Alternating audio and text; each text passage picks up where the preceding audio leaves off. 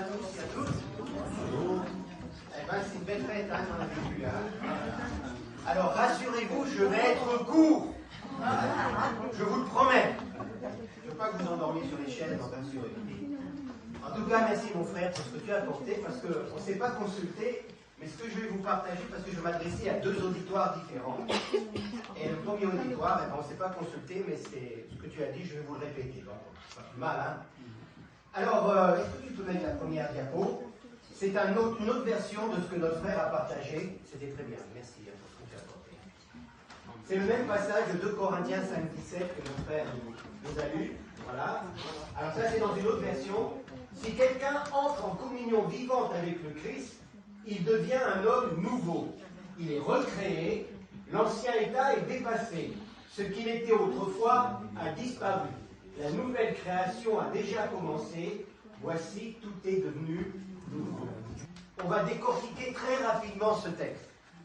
Si quelqu'un, ça veut dire n'importe qui, ça ne dépend pas de ta condition sociale, que tu sois très très riche, que tu sois de condition modeste, que tu sois noir, que tu sois blanc, que tu viennes d'une famille difficile. Si quelqu'un, c'est chacun d'entre nous. Il n'y a pas d'exclusion. Deuxièmement, entre en communion avec le Christ, ou dans la version que notre frère a partagée, est en Christ. Qu'est-ce que ça signifie? Permettez-moi de vous prendre un exemple. Une petite fille est en train de dormir dans sa chambre, au premier étage d'une maison. Et en plein milieu de la nuit, elle se réveille, parce qu'elle entend des craquements de bois, et puis une odeur de fumée. Elle se lève, et s'approche de la porte de sa chambre. Elle ouvre la porte de sa chambre, et la stupeur. Le feu est là, l'escalier commence à être embrasé, une fumée épaisse, elle referme la porte, et est complètement tétanisée. Elle est au premier étage, et le feu gagne. Alors, machinalement, elle va à la fenêtre, elle ouvre la fenêtre, mais la fumée est tellement épaisse qu'elle ne voit pas le sol. Alors elle ne sait pas quoi faire. Et soudain, du milieu de cette fumée, elle entend une voix. « Petite fille, je te vois, saute, je vais te récupérer. » Mais qui est cette voix? Je ne la connais pas. Et la fumée commence à envahir la chambre, elle commence à tousser, et puis une autre voix vient du sol. La voix de son papa. « Isabelle, c'est moi ton papa. Saute, ma grande, je vais te prendre dans mes bras. » Et là, sans hésiter, elle enjambe la balustrade et se jette dans le vide sans regarder le sol. Parce qu'elle sait qu'en bas, il y a les bras de son Père. Être en Christ, chers amis, c'est se décharger sur lui de tout notre cœur. Ce n'est pas une croyance intellectuelle que tout Français sait. Ce n'est pas une croyance de tradition, mais c'est une croyance du cœur, où vraiment je me suis mis complètement, j'ai confié ma vie en Christ. Voilà la signification avec le Christ. Maintenant, un autre point.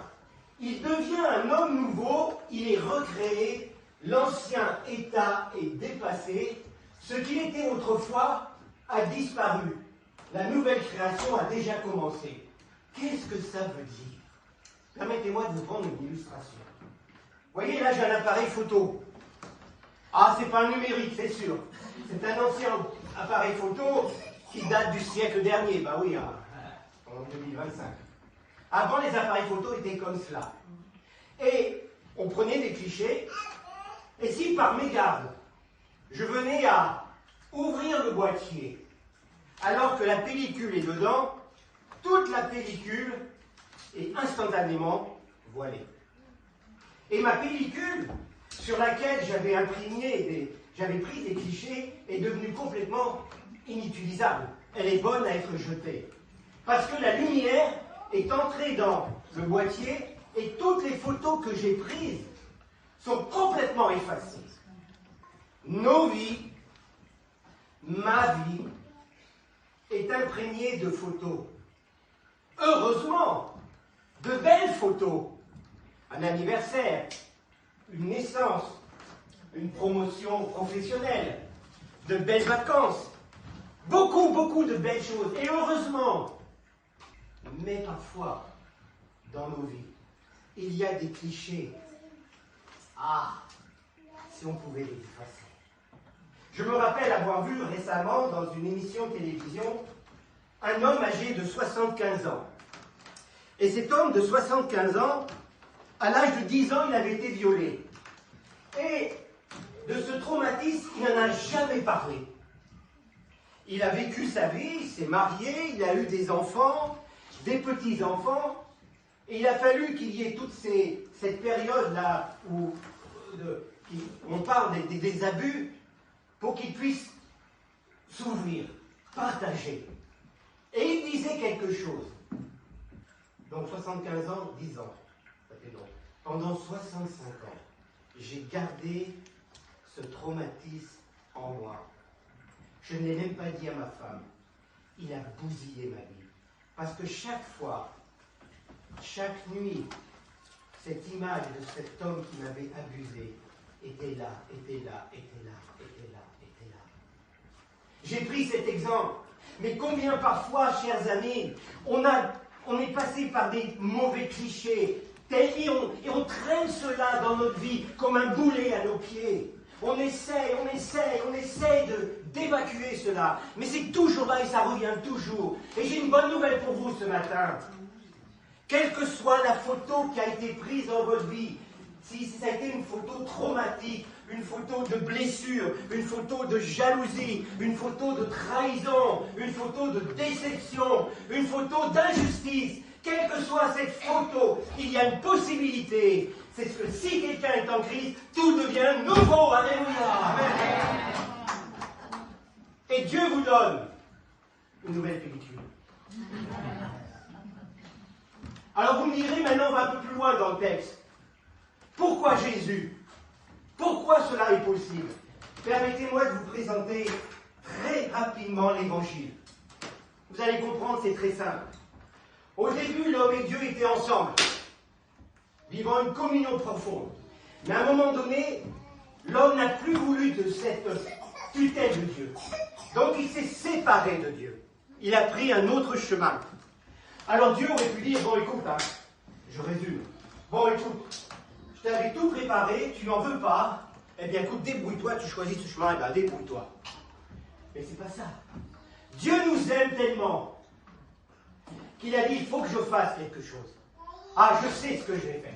Je vais envoyer mon fils Jésus sur la terre. Et Jésus est venu sur la terre pour faire deux choses. Ah, comme elle est vraie cette parole, comme elle est importante et digne d'être acceptée sans réserve pour tous les hommes. Écoutez ça. Le Christ Jésus est venu dans ce monde pour sauver des pécheurs. Je suis pour ma part le premier d'entre eux et c'est bien pour cela qu'il a eu pitié de moi. Jésus est venu dans ce monde pour pardonner nos péchés.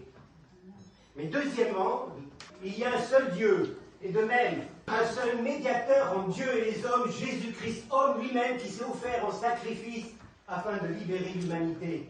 Sa vie est la rançon qui nous rachète tous de l'esclavage du péché. En quelque sorte, si Dieu était là, et l'homme là, Jésus est le médiateur qui permet à l'homme de rencontrer Dieu. Et c'est parce que Jésus est ce médiateur que Dieu a envoyé, que l'homme peut revenir à Dieu. Pas une religion, mais Jésus seul. Amen. Alors vous comprenez, mais qu'est-ce qu'il faut que l'homme fasse? Ben, c'est très simple. L'homme s'est séparé de Dieu. Première chose, ben, il doit se repentir. Ça veut dire quoi, repentir? En grec, c'est le verbe métanoéo. Et le substantif correspondant, métanoïa, exprime un changement intérieur, profond. C'est du reste ce verbe qui ouvre la prédication de Jésus en Galilée quand il dit « métanoïté, car le règne des cieux est proche ». C'est-à-dire que la repentance est un changement radical. Je ne veux plus faire cela, je me suis planté, ok, j'ai tort. Et puis deuxièmement, si Dieu est là et que l'homme est parti comme ça, qu'est-ce qu'il doit faire l'homme? Et vous savez comment ça s'appelle? Faire demi-tour? Se convertir. C'est-à-dire que la conversion, ce n'est pas changer de religion. De bouddhiste, je deviens chrétien, de chrétien, je deviens un tel, un tel. Non! La conversion n'est pas changer de religion, mais c'est changer de vie. Je me tourne à mon ancienne vie. Et c'est du reste le terme épistréphos qui exprime un changement qui se traduit par des actes, dans un sens concret, avec ou sans le préfixe épi, qui signifie se retourner, faire demi-tour. Pour bien vous montrer, je vous prends un autre exemple. Il y en a parmi nous qui font du ski. Oui, ok. Vous savez, il y a une manœuvre en ski. Quand vous êtes par exemple avec vos skis au pied et que vous êtes face à une muraille où il y a le vide, eh bien, il faut faire un demi-tour. C'est-à-dire on fait comme ça avec le ski, on fait un demi-tour. Et l'expression qu'on emploie, on dit qu'on fait une conversion. Donc la conversion, c'est littéralement faire demi-tour. Et en faisant demi-tour, je reçois Jésus-Christ dans mon cœur comme celui qui pardonne mon péché et comme celui qui me réconcilie avec Dieu. Et alors, je deviens enfant de Dieu. Non pas d'une religion, mais non pas les religions. Enfant de Dieu. La conversion, c'est ce que mon frère Romaric a fait, c'est de se donner à Jésus. Et là commence le miracle. Je vous l'ai dit, la vie nouvelle commence. Jésus nous donne sa paix, Jésus nous donne sa protection, Jésus nous aide dans la vie de tous les jours. Alors, chers amis, cette parole que Jésus vous lance, venez à moi, vous tous qui êtes fatigués et chargés.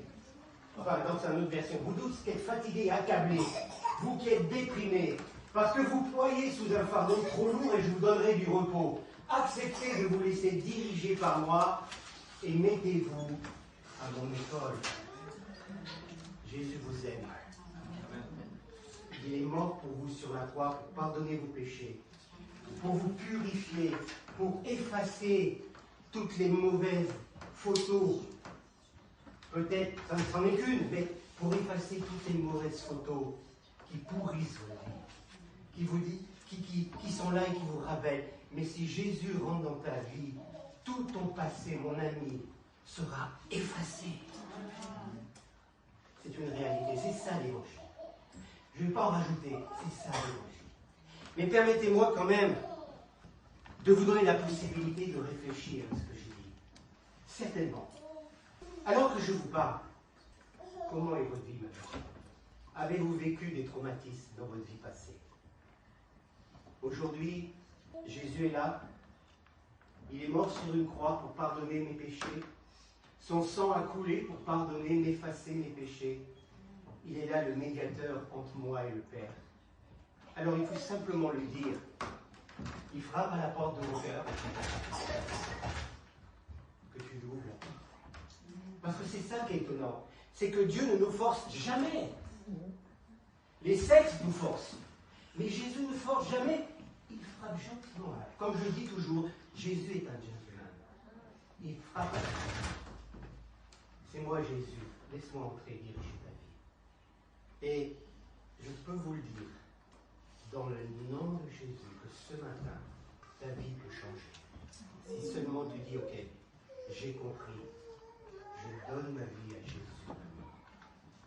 Est-ce qu'il y a quelqu'un parmi nous qui voudrait maintenant dire, ok, je donne ma vie à Jésus? Je ne vais pas vous demander de vous lever, de venir devant, non, mais simplement, là où vous êtes à votre place, alors que tout le monde est en prière, il n'y a que moi qui vous vois. Là où vous êtes, levez votre main, tout simplement, dites, oui, moi j'ai besoin de Jésus. Levez la main, s'il y a quelqu'un. Vous pouvez abaisser les mains, merci. Alors je voudrais m'adresser à ces 5 personnes. Je voudrais simplement que vous répétiez ces paroles que je vais vous dire. Pas à voix haute, non, je respecte votre intimité, vous faites cela dans votre cœur. Mais répétez ces paroles avec moi. Seigneur Jésus, je viens à toi maintenant. Je crois que tu es mort sur la croix pour pardonner mes péchés et changer ma vie. Je me repens et je te reçois dans mon cœur. Pardonne mes péchés par ton sang. Efface mon passé par ton sang. Je te donne ma vie. Accepte-la et conduis-moi au nom de Jésus. Amen. Pour ceux qui ont fait cette prière, 3 petites choses. Comme un bébé qui naît, Un bébé, il a besoin de soins. Revenez dans cette église. Vous avez besoin d'être en communion, d'être entouré. Deuxièmement, un enfant, il a besoin de nourriture. Un bébé ne va pas manger un steak. Il va commencer par une nourriture appropriée avec lui. Lisez la Bible. Et troisièmement, un enfant a besoin de s'exprimer. Eh bien, parler à Dieu tout simplement. Seigneur, merci pour cette journée. Seigneur, tu vois demain ce rendez-vous. Merci Jésus. Mais des prières toutes simples. Les gens pensent que les prières, c'est tellement compliqué. Mais non, la prière, je suis là, Dieu est en face de moi et je lui parle de vis-à-vis, puisqu'il est mon papa. Mais vous vous rendez compte? Dieu est mon papa. Je ferme la porte au premier auditoire, maintenant un deuxième auditoire. Si Dieu est mon papa, pourquoi est-ce que j'ai à me quitter? Une autre illustration. Oui, vous savez, moi j'ai l'habitude de prendre des illustrations quand je prêche, parce que je trouve que parfois les illustrations parlent beaucoup mieux que... vous voyez, j'ai dans ma main... Qu'est-ce que c'est? C'est un billet de... 10 euros. Ah non, avec les zéros, c'est 50 euros. Ah ben, disons, il est riche, Michel. Hein. Billet de 50 euros. Ok. Est-ce que ce billet vaut toujours 50 euros? Oui. Ah oui. Bien qu'il ait été froissé, piétiné, il vaut toujours 50 euros. En tant que chrétien, tu as toujours la même valeur aux yeux de Dieu. Regardez ce passage. Mais le Seigneur répond, une femme oublie-t-elle l'enfant qu'elle allait? Cesse-t-elle d'aimer l'enfant qu'elle a porté? À supposer qu'elle l'oublie, moi je ne t'oublie pas. J'ai ton nom gravé sur les paumes de mes mains, et l'image de tes murailles ne quitte pas mes yeux. Tu as de la valeur, nous avons de la valeur. Et nous valons plus que 50 euros aux yeux de Dieu, frères et sœurs. Si Dieu s'occupe de moi, si Dieu a ses yeux, mais j'ai une valeur extraordinaire, il m'a gravé sur la paume de ses mains. Pourquoi est-ce que je m'inquiéterais de ma vie de tous les jours?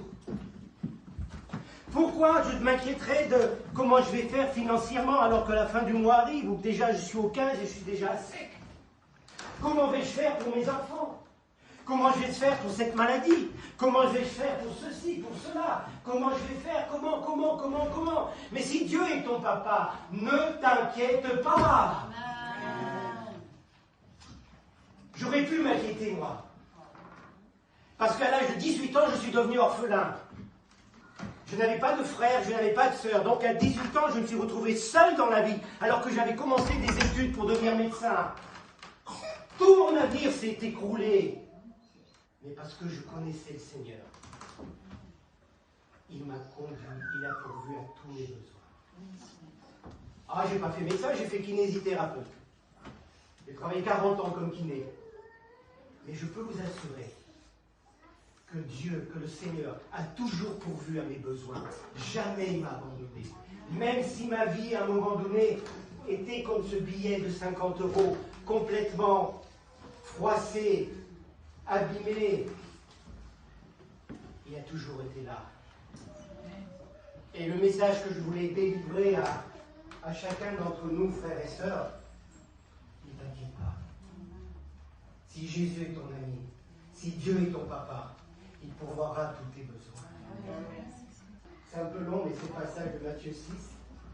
Qui d'entre vous parvient à prolonger un peu la durée de sa vie par le souci qu'il se fait? Et pourquoi vous inquiétez-vous au sujet des vêtements? Observez comment poussent les fleurs des champs. Elles ne travaillent pas, elles ne se font pas de vêtements. Pourtant, je vous dis, même Salomon, avec toute sa richesse, n'a pas eu de vêtements aussi beaux qu'une seule de ses fleurs. Dieu habille ainsi l'herbe des champs qui est là aujourd'hui et qui demain sera jeté au feu. Alors, ne vous habillera-t-il pas bien, à bien plus forte raison vous-même? Comme votre confiance est petite, ne vous inquiétez donc pas en disant qu'allons-nous manger, qu'allons-nous boire, qu'allons-nous mettre pour nous habiller, qu'allons-nous faire pour régler les factures. Ça c'est dans l'évangile de Michel, c'est pas dans l'évangile de Michel. Ce sont les païens qui cherchent cela, sans arrêt, tout cela. Mais votre Père, qui est au ciel, c'est que vous en avez besoin. Préoccupez-vous d'abord du royaume de Dieu et de la vie juste qu'il demande, et Dieu vous accordera aussi tout le reste. Et se préoccuper de Dieu, c'est faire sa volonté. Et si vous êtes chrétien, si vous avez reçu Jésus, l'étape suivante, c'est le baptême. Mais Michel, je ne suis pas assez pur. Ah ben alors tu vas attendre longtemps. Hein. Parce que je vous dis une chose. L'Église est faite d'hommes et de femmes imparfaits. Si tu attends de trouver l'Église parfaite, le jour où tu rentreras dans cette Église, elle deviendra imparfaite. Parce qu'on est humain. Et le baptême, c'est comme tu l'as rappelé, et toi aussi Manu, c'est le début. Et après, bien sûr, c'est mettre Jésus en premier. Jésus en tout premier. Nous sommes appelés à briller, à porter l'amour de Dieu. Et je suis sûr dans mon cœur que cette église d'Ambérieux, il y a un peuple nombreux dans cette ville. Alléluia. Amen. Et que cette salle sera trop petite bientôt. Oui. Dieu a un peuple nombreux dans cette ville. Parce que tant de gens sont perdus, déboussolés, fatigués, inquiets par rapport à l'avenir. Mais Jésus nous dit, je vous laisse ma paix, je vous donne ma paix. Amen. Amen.